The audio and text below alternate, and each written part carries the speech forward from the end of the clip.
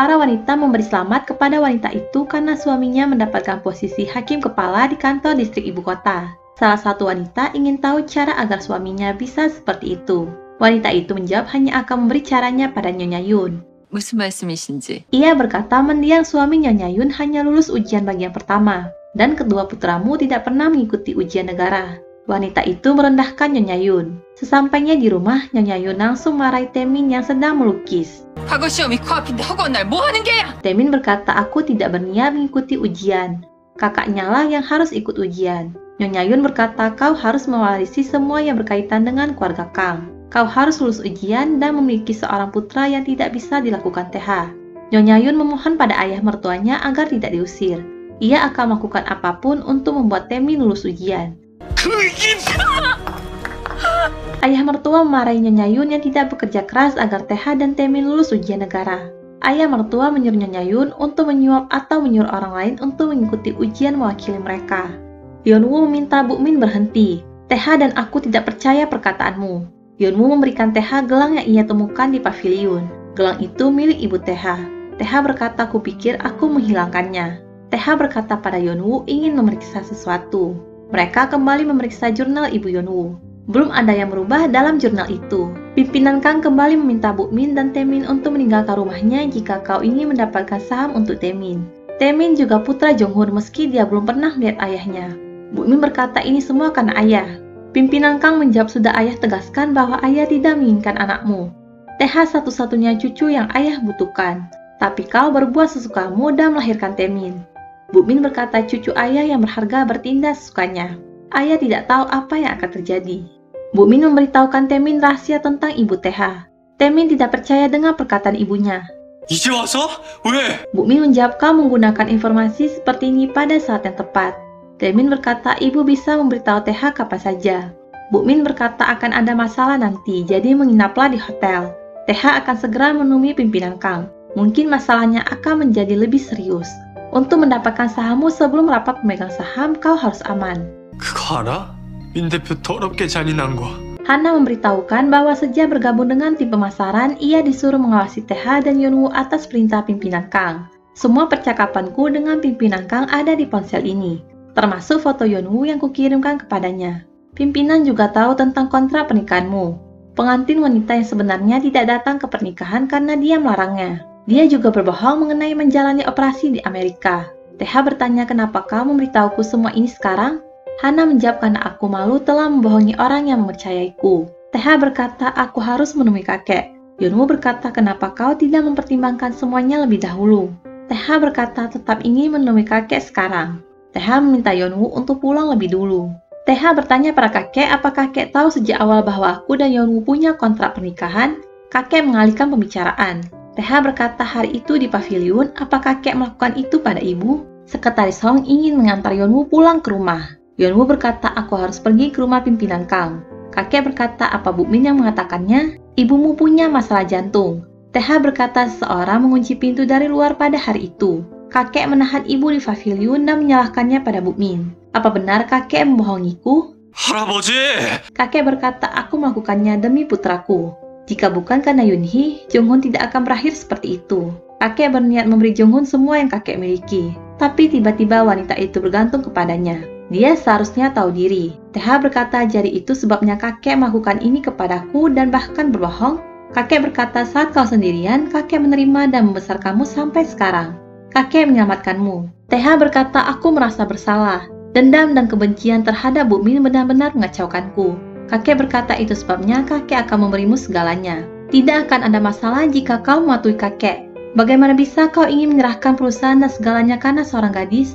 Kau pikir kakek akan maafkan gadis yang menjadikanmu seperti ini? 이제 줘! 할아버지 손자 아닙니다. TH berkata kakek mengabaikan ibuku dan membiarkannya meninggal.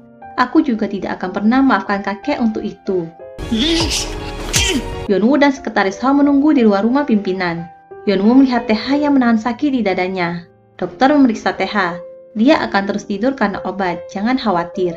Dokter meminta agar TH dirawat di rumah sakit. TH tidak pernah memberitahukan Yeonwoo tentang hal itu. Dokter berkata jika jantungnya tidak diobati, dia tidak akan bertahan lama. Dia baik-baik saja selama ini. Tapi kondisinya tiba-tiba memburuk sekitar 3 bulan lalu. Bunga bungur kembali layu. Lalu muncullah kupu-kupu. Yeonwoo mengikuti kupu-kupu itu. Jeonmyeong sudah ada di sana. Jeonmyeong berkata bunga bungur disebut pohon 100 hari. Saat kau sudah di sini selama 100 hari, bunga bungur terakhir akan layu. Hari itu gerbang waktu tempat kau bisa kembali ke Joseon akan terbuka untuk kali terakhir. Namun jika kau tetap di sini, jantung TH akan berhenti seperti di kehidupan sebelumnya. Tanpa mengubah masa lalumu, kau tidak bisa mengubah masa kini. 대체 나한테 왜 이러는 거야? Jeonmyeong menjawab, aku hanya berusaha melunasi utangku. Aku harus menepati janjiku kepada seorang lebih dahulu. Saat Jeonmyeong masih kecil, anak-anak lainnya memandang ia seperti monster karena matanya yang berbeda. Anak-anak itu melemparinya dengan batu dan mengenai dahinya. Lalu kakek Yeonwoo datang. Ia ingin membawa Jeonmyeong ke tabib. Kakek memberikan jam kupu-kupu Jeonmyeong yang terjatuh. Jeonmyeong memberikan kakek Yeonwoo jam kupu-kupu miliknya. Kakek menolak. Kakek berkata, jika kau melihat seseorang dalam situasi sulit, pastikan untuk membantu mereka. Jeonmyeong berkata, itu sebabnya aku memberikan ini untuk menunjukkan bahwa aku pasti akan menepati janji itu. Lalu Jeonmyeong pergi dari hadapan kakek. Karena itulah ia menyamarkan Yeonwoo yang dilempar ke sumur. Aku hanya bisa mempercepat waktumu. Mengenai apa yang ingin kau lakukan dalam waktu itu, kau yang memutuskan. Yeonwoo berkata, aku mulai mengerti kenapa jurnal ibuku tetap tidak berubah dan juga alasan aku datang ke sini. Sawol ingin memberikan sesuatu untuk Yeonwoo, tapi ia tidak mempunyai uang. Sawol berkata pada Nare bahwa ia ingin bekerja pada waktu. Ia ingin Nare membantunya mencari pekerjaan. Nare menjawab jika kakaknya tahu, dia akan marah. Sawol menunjukkan kemampuannya membuat John. Pemilik kedai kagum pada kemampuannya. Pemilik kedai ingin langsung pekerjakan Sawol. Ia meminta salinan buku tabungan, kartu kesehatan, dan KTP Sawol. Sawol berkata, wajahku adalah tanda pengenalku.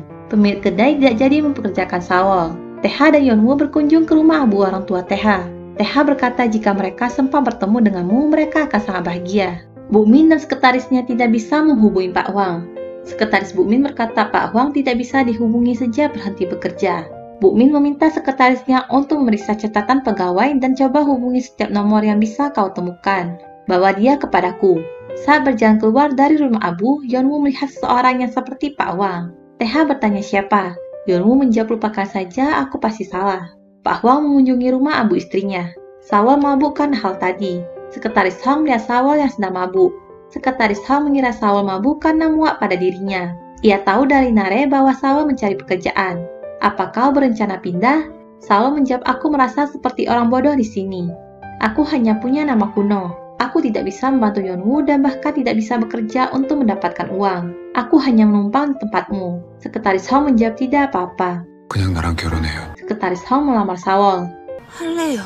Sawol menerima lamaran Sekretaris Hong. Yeonwoo menghubungi kakek. Ia meminta bertemu besok. Sekretaris Hong berkata, sepertinya Pak Hwang menghilang.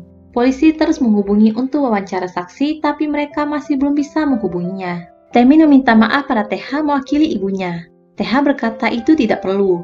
Taemin berkata, aku hanya berpikir aku juga harus melakukan tugasku. Mengenai apoteker itu, kusarankan kau menyelidikinya lagi. Kau tahu Bukmin tidak bodoh. Aku juga ingin percaya bahwa dia tidak sejahat itu. Apa yang akan kau lakukan dengan kakek? Yeonwoo tiba di rumah pimpinan Kang. Kakek menunjukkan lukisan Yeonwoo kecil. Bukankah dia sangat mirip denganmu? Aku jatuh cinta dengan lukisan itu begitu melihatnya di galeri ayahku. Itu lukisannya tidak bisa kumiliki. Pimpinan Kang berkata pada ayahnya bahwa ia bisa mengelola galeri lebih baik dari kakaknya. Aku berhak memilikinya. Ayah pimpinan Kang berkata, ini bukan milik kita. Ini akan dikembalikan ke masyarakat suatu hari nanti. Pimpinan Kang menjawab, itu tidak masuk akal.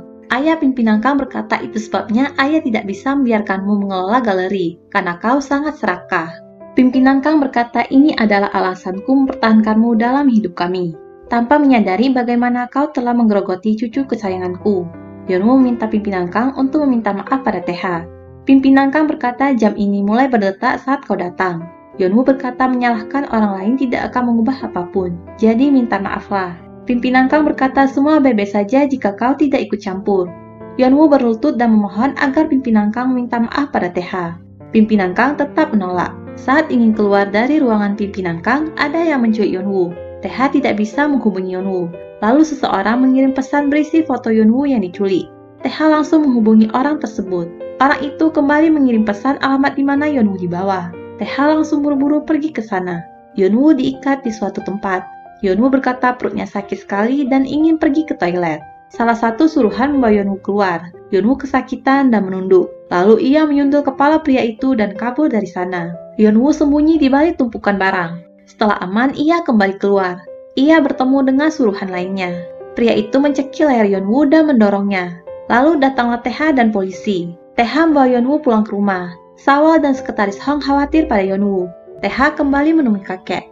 이제 정말 끝입니다. Pak Hwang sudah menunggu pimpinan Kang. Bagaimana rasanya dikhianati oleh cucu kesayanganmu? Butuh waktu lama bagiku untuk sampai di sini. Apa akhirnya kau mengerti rasanya kehilangan orang yang cintai? Persis seperti yang kau lakukan padaku 23 tahun yang lalu. Putramu membunuh istriku. Pak Hwang memohon pada dokter untuk menyelamatkan istrinya. Dokter berkata karena parahnya kecelakaan mobil sulit untuk menjamin apapun. Selain itu, dia hamil. Pak Hwang berkata korbankan anak itu jika perlu. Tolong selamatkan istriku. Lalu ada panggilan untuk dokter. Dokter pergi keluar dan tidak menyiapkan operasi untuk istri Pak Hwang. Pak Hwang melihat dokter itu bicara dengan pimpinan Kang. Pimpinan Kang menukar jadwal operasi istri Pak Hwang untuk menyelamatkan putranya. Tapi mereka semua meninggal. Kau bertanggung jawab atas kematian mereka. Pimpinan Kang berkata, aku hanya berusaha menyelamatkan putraku. Pak Hwang berkata, apa nyawa istriku layak dikorbankan? Pimpinan Kang berkata, aku membuat keputusan terbaik mengingat situasinya. Dan kau hanya tidak beruntung. Pimpinan Kang berkata, aku sudah membayar kompensasinya.